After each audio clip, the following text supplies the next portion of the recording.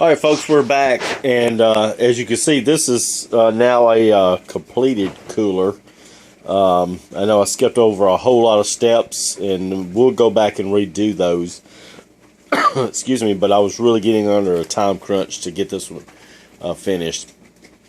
And it's pouring down rain outside, so I had to come inside and finish up a few extra little details and stuff. But just wanted to run over a few other little quick things with you on what we did, just to give you a general idea.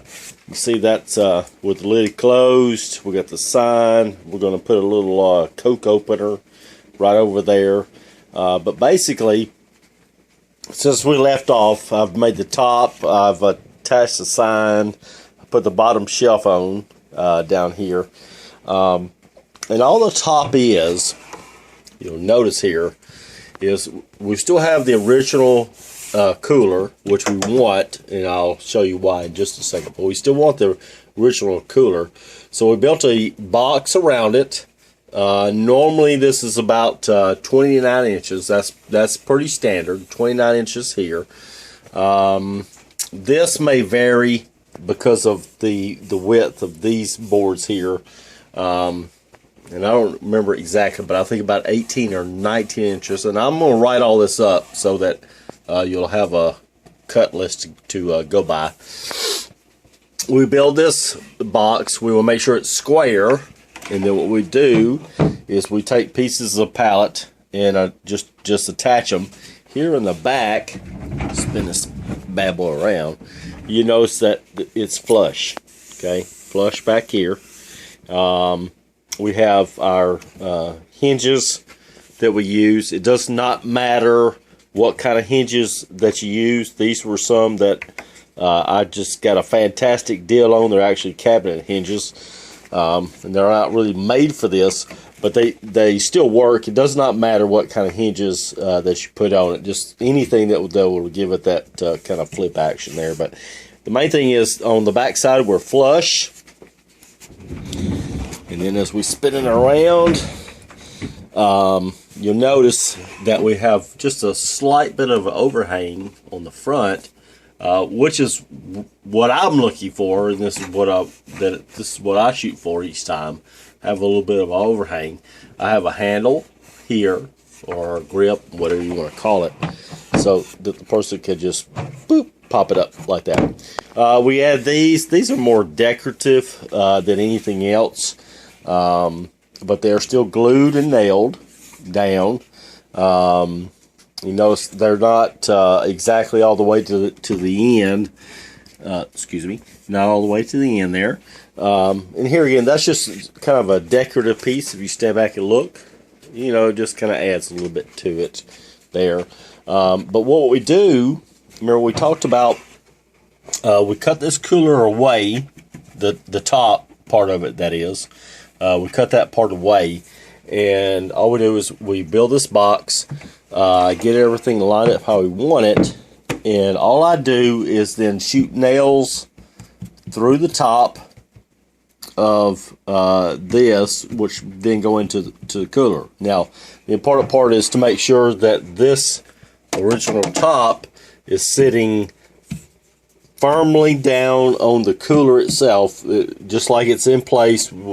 Like it would normally be attached. It's got to be in the right position to do that. And then we come back and we just put some sheet metal screws into that. Now, one of the things that you're going to notice, and this is no big deal whatsoever, is that a couple times you may have some nails come through. Okay, not going to affect a thing whatsoever. If it bothers you, then you could cut those off. But people are not going to be fooling around with the top of the cooler, so we're just not worried about that whatsoever. So the nails from the top side and then the screws from the inside affixes this cooler to our wooden frame, and it's not going anywhere. And what I've started doing on the last 20 or so is I go ahead and make my top completely. Put everything, put the little handle, put the little decorative pieces on, and I go ahead and stain everything. Even what's under here is stained. And simply because what I found was trying to stain around it and around the top, that just took longer than trying to stain the whole thing. So the top when I build the top gets stained, top and bottom, and then it's set aside to dry, and then I attach it to my cooler here. So here again, that's just personal preference. That's all it is. So, but looking at the top, you would never know that there are nails shot into this piece of wood that actually hold the top in place. Now, one other thing that's extremely important, and I'm hoping I can be able to catch it with this microphone, but when you shut a cooler, you have a distinctive locking type sound. Just kind of a little click. And I'm gonna open this up. Now it's not shut. So listen to this.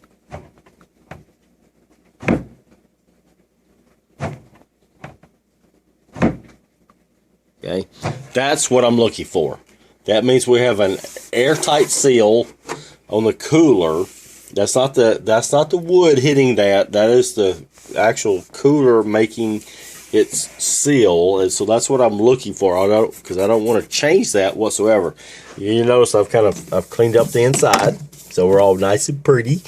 This cooler is ready to go. One of the things that this is the very first time that I did this. The particular people that ordered this cooler are giving it to someone that is an Auburn Tiger fan, which I am also.